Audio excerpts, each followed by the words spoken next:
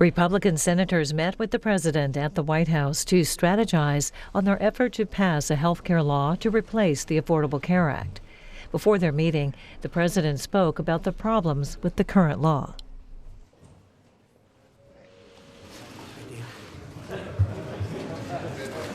That was not hard. That wasn't hard. We're close. I think we're a lot closer than people understand, and we have to pull it through. So important. But we're in this room today to deliver on our promise to the American people to repeal Obamacare and to ensure that they have the health care that they need. We have no choice. We have to repeal and replace Obamacare. We can repeal it, but the best is repeal and replace, and let's get going. I intend to keep my promise, and I know you will too. Since 2013, Obamacare premiums have skyrocketed. In Alaska, they went up over 200% recently. We know that. In Arizona, they've been up 118%. And those states are good compared to some of the numbers that are coming out. Despite the promise that premiums would decrease by $2,500 on average, they've actually increased by almost $3,000, and even much more than that in some cases. It's crushing the middle class and the families of the middle class. It's frankly crushing our country. Obamacare was a big lie. You can keep your doctor, lie. You can keep your plan, lie. It was a lie directly from the president. You can keep your doctor, you can keep your plan. 28 times he said it. 28 times. And it was a lie, and he knew it was. And now it's hurting this country irreparably. Premiums are so high that 6.5 million Americans chose to pay a fine to the IRS instead of buying insurance, the famous mandate. We will pay not to take the insurance. People don't understand that. They don't even understand what it is or what it represents. If Obamacare is not repealed in 2018, over 1,300 counties in the United States will have only one insurer.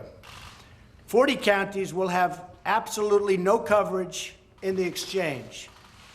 And that number will grow rapidly. And I think those numbers are extremely conservative. I think they're very low. I've been here just 6 months. I'm ready to act. I have pen in hand, believe me. I'm sitting in that office. I have pen in hand. You never had that before. You know, for 7 years, you had an easy route. We'll repeal, we'll replace, and he's never going to sign it. But I'm signing it. So it's a little bit different. But I'm ready to act. For 7 years, you promised the American people that you would repeal Obamacare. People are hurting. Inaction is not an option.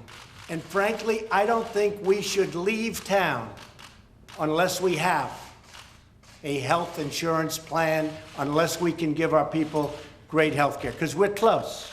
We're very close. The other night, I was very surprised when I heard a couple of my friends, they really were and are. They might not be very much longer, but that's all right. I think I have to get them back. That's right. Well, no, you didn't go out there. This was the one we were worried about. You weren't there, but you're going to be. Look, he wants to remain a senator, doesn't he? Okay. And I think the people of your state, which I know very well, I think they're going to appreciate what you hopefully will do. Any senator who votes against starting debate is really telling America that you're fine with Obamacare. But being fine with Obamacare isn't an option for another reason, because it's gone. It's failed. Not going to be around. We pay hundreds of millions of dollars a month in subsidy that the courts don't even want us to pay. And when those payments stop, it stops immediately. It doesn't take 2 years, 3 years, 1 year. It stops immediately. On the other hand, and I have to say this, a yes vote will let senators debate the future of health care and suggest different ways to improve the bill. And we're going to do that today. That's what we're going to do at lunch. We are so close. The way I looked at it, you know, we have no Democrat help. They're obstructionists. That's all they're good at, is obstruction. They have no ideas. They've gone so far left. They're looking for single payer. That's what they want. But single payer will bankrupt our country because it's more than we take in for just health care. So single payer is never going to work, but that's what they'd like to do. They have no idea what the consequence will be, and it will be horrible, horrible health care where you wait online for weeks to even see a doctor. But we're going to expand tax-free health savings account, the HSAs, to increase health care coverage, getting Washington out of the way and giving more control and funding back to the states, stabilizing exchanges so that those pre-existing conditions are protected. You know, you listen to Schumer, and before he even knew what the plan said, he didn't see it. Most of the people in this room never saw it. And he was saying, death, everyone's going to die, death, death, death. That's the only thing they're good at. And this is a great plan. This isn't just a good plan. This is far better than Obamacare and more generous than Obamacare. Saving Medicaid, which is on an really unsustainable path, and let states spend those dollars freely. So the states are going to be able to spend the dollars. And as a smaller entity, the states will be able to take better care of a person with a bad back, with a bad prognosis, with a problem. I'd like the federal government to focus on the Middle East, to focus on North Korea, to focus on things where we have very big problems. The states can do a better job than the federal government when it comes to health care. And that's what we're letting you do. And we're committing $45 billion to help combat the opioid epidemic, and some states in particular like that. So my message today is really simple. We have to stay here. We shouldn't leave town. And we should hammer this out and get it done. And not just a repeal. Hey, it was sort of early on, along with a few of the other folks at the table. The repeal was fine. I was with it. But we ought to get more than I think the people of this country need more than a repeal. They need a repeal and a replace. And we were very, very close. And then little things happened. But now we're very close again. We have to get it there. Now, with John Cornyn the other night, we had a couple of things that we put down on paper. I'm just going to read them really fast, but these are some of the things that are done, because the Democrats are always selling their plan, but they don't do that anymore. They don't talk about Obamacare anymore because they can't, because it's failed. They know it. So they're selling their plan, and we never sell our plan. If we're weak on anything, it's on letting people know how good it was. So we wrote down these few things. Repeals the individual mandate. How big is that? Where people are paying not to have insurance. Nobody ever talks about that.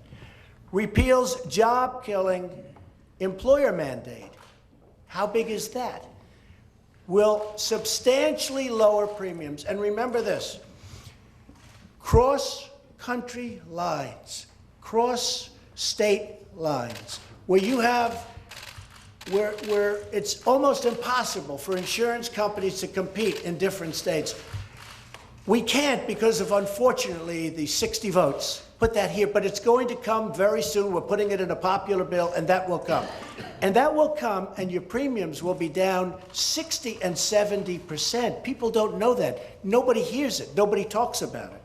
But your premiums are we're going to have the cross-state lines knocked out, and you'll have insurance companies bidding. You'll have forms of insurance that you don't even know about right now, because that's the way it works. There's going to be tremendous competition. So your premiums will be substantially lower. Repeals burdensome taxes, big. Will restore choices. The bill also provides for expanded coverage options. So you're going to have a tremendously expanded coverage and options. Will stabilize insurance markets. The markets right now, by the way, are gone. They're a mess. And depending on what happens here, depending on what happens over the next couple of weeks, the insurance companies are all fleeing. Will protect pre-existing condition coverage. You listen to the Democrats, they say, oh, they're giving up. You're going to have better pre-existing than they had in their plan. And you're going to be protected. We'll allow the use of pre-tax dollars to pay premiums. We'll expand the HSAs. We'll devote substantial resources to fight opioid and other substance abuse. We'll provide better coverage for low-income Americans. By the way, low-income Americans under our plan, and we're doing things at this meeting which I think you'll be very happy about, because we're going to spend some more money to make sure everybody is protected. We'll provide better coverage for low-income Americans. We'll improve medical outcomes for low-income Americans. Puts Medicaid on a sustainable path, which it's not on right now. Levels the playing field for states when it comes to federal dollars. Reforms major entitlements, now a principal driver of the $20 trillion debt that we have. And will redirect authority from Washington, D.C. to the states, which I've already said, where they can innovate and develop the best practices, and on a smaller basis, they'll be able to take care of people better. So we can repeal, but we should repeal and replace, and we shouldn't leave town until this is complete, until this bill is on my desk, and until we all go over to the Oval Office. I'll sign it, and we can celebrate for the American people. Thank you very much. Thank you. Thank you.